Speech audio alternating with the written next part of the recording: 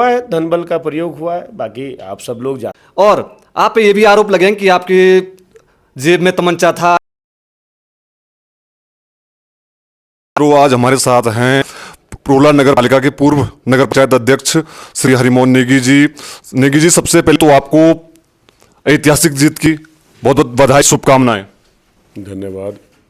ये आपको भी और समस्त जितने भी ग्राम पंचायतों के हों, इस नगर पंचायत के जितने भी निवासी हैं, उनकी जीत है। ये मेरे अकेले की जीत नहीं है।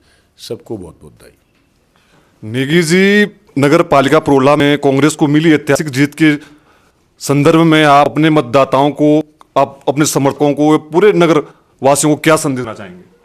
देखो, सर्वप्रथम तो मैं उनका धन्यवाद ज्ञापित करता हूँ, यहाँ की देवतुल्य जनता का, यहाँ के बुजुर्गों का, माताओं का, नौजवान साथियों का, जो तमाम जो है घटनाक्रमों के बाद भी लगातार जो है कांग्रेस के साथ खड़े रहे, हमारे साथ खड़े रहे।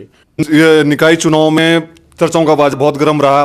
बीते शाम एक 17 जनवरी की घटना है जिसमें एक किसी वार्ड में एक भाजपा का नेता जाता है और मतलब रात को स्ट्रीट लाइट बंद की जाती है, और आप पे ये भी आरोप लगे कि आपकी जेब में तमंचा था।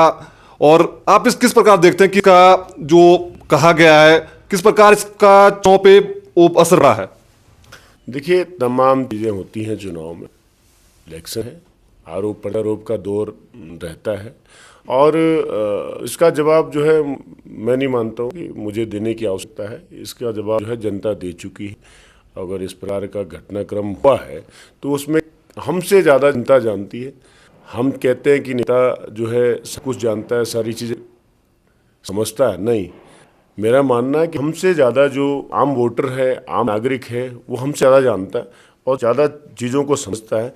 क्या सच था, क्या गलत था, उसका जवाब जो है आप जो 23 तारीख को ही जनता ने दे दिया। इस आपका क्या रोड मैप रहेगा कि आने वाले समय में किस प्रकार से प्रोला का विकास हो, किस प्रकार से प्रोला की जनता को मतलब एक अच्छे उसके विकास की ओर ले जाया जाए? यहाँ का जो मतदाता है, यहाँ शहर का जो नागरिक है, वो जागरूक है।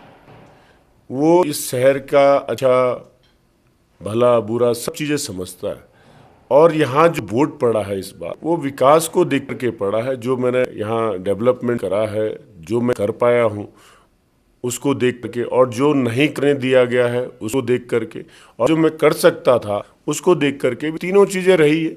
और जो नया निर्वाचित बोर्ड गठित हुआ है उसके लिए भी मैं बहुत बहुत बधाई देता हूँ।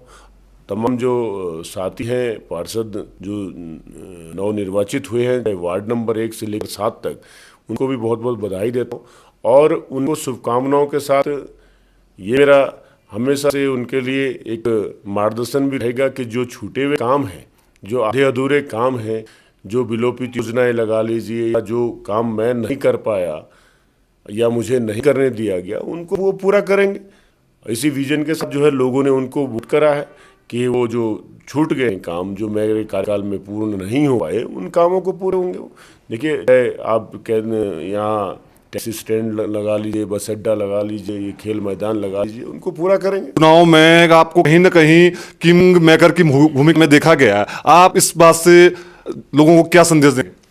चलो, तो लोगों की महानता है, मैं कोई किंग मेकर मुकर नहीं हूँ।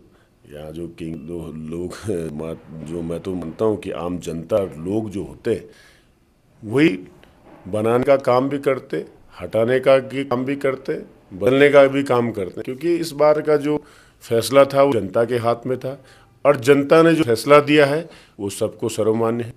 आज हम उसकी जो है बहुत विनम्रता से उसको ग्रहण करते हैं, उसका सम्मान करते हैं, क्योंकि जनता का फैसला कभी भी गलत नहीं हो सकता है।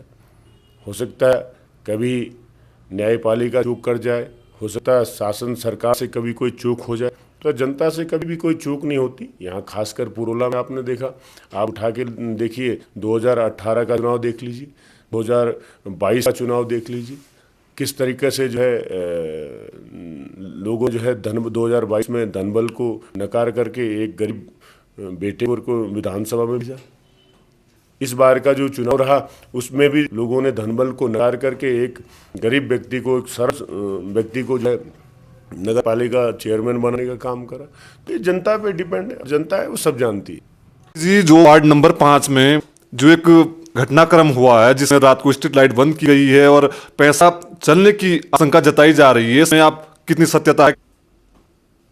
चुनाव शुरू होने से ही आरक्षण परिवर्तन से लेकर के लास्ट के वोटिंग तक का जो भारतीय जनता पार्टी के खिलाफ जो माहौल था कि इन्होंने आरक्षण परिवर्तन करा, इन्होंने जो है यहाँ जो डेवलपमेंट का पैसा आया था उसको वापस करा, और एक फ्रेश चेहरे के सामने एक 15 साल का कार्यकाल, इस तरीके की बातें से जब भारतीय जनता पार्टी के कार्यकर्ता नेता हताश हो गए, उसमें हुआ धन बल का प्रयोग हुआ है। बाकी आप सब लोग जानते हैं, मुझे बहुत ज़्यादा कहने की आवश्यकता नहीं है कि भैया जो वोट पड़े हैं और जो वोट परसेंटेज आपके पास पिछले एक हफ्ते पहले से था, तो उसमें मुझे लगता है 300-400 वोट जो है आए हैं और मैक्सिमम, और बाकी आज इलेक्शन ख़त्म हो गया है। हर व्यक्ति कर रहा है धन बल का इस्तेमाल करके चुनाव को। देखा आपने पूरे उत्तराखंड में किस तरीके से जो है चुनाव को प्रभावित किया गया।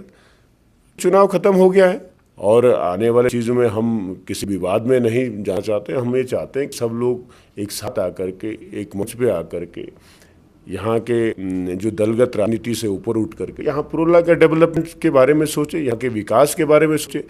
अभी फरवरी में एक पुलिस की भर्ती भी उसका फिजिकल होना है, तो मतलब जो यहाँ के जो युवा हैं जो तैयारी कर रहे हैं उनकी एक बहुत बड़ी पीड़ा है कि खेल मैदान को कि मतलब कि उसको अच्छे तरह से डेवलपमेंट किया जाए। वो आज सिर्फ जो पुरुला खेल मैदान है जो पूर्वजों की देन है, वो एक जो इस पुरुला का केंद्र बिंदु है खेल के जगत में के लिए, फिर वो सिर्फ आज एक वाहन चलाने के लिए और सिर्फ पिकनिक अड्डा बन गया है।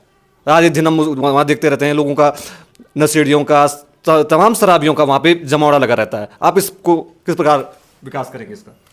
देखिए, खेल मैदान पे हमेशा से यहाँ राजनीति होती रहती है और स्वर्गीय बर्फीलाल जोंटा जी की वो खेल मैदान वो देन है। उस समय इतनी ज़मीन को इतनी भारी भरकम भूभाग को इकट्ठा करना आज के समय में वो चैलेंजिंग है। आज इतना बड़ा भूभाग जो है इकट्ठा नहीं हो सकता, और दुर्भाग्य ये है कि उसका डेवलपमेंट नहीं हो पा रहा है। मैंने कोशिश करी थी माननीय मुख्यमंत्री जी से उस खेल मैदान के लिए मिनी स्टेडियम के तर्ज पे उसका डेवलपमेंट हो, एक घोषणा वो, और दूसरी जो है वहाँ एक हेलीपैड का निर्माण हो। 2 घोषणाएं थी। दुर्भाग्यवश जो है सरकार ने उन घोषणाओं को वापस लिया और उनको विलोपित करने का काम करा। 2.5 करोड़ रुपया लगभग जो है उस वहाँ के लिए सैंक्शन था, वो 2.5 करोड़ रुपया जो है निरस्त हुआ। अब हुआ किन कारणों से भी देखो, वहाँ तो ऐसा तो है नहीं कि एक पार्टी विशेष का, ये वर्ग विशेष के बच्चे खेलते होंगे। अभी आप जिक्र कर रहे थे पुलिस की भर्ती है, तो पुलिस में तो सभी तैयारी करते, सभी पार्टियों के बच्चे जो को समर्थन करने वालों के बच्चे होंगे, और यहाँ जो है आम जनमानस भी रहता है, उनके बच्चे होंगे।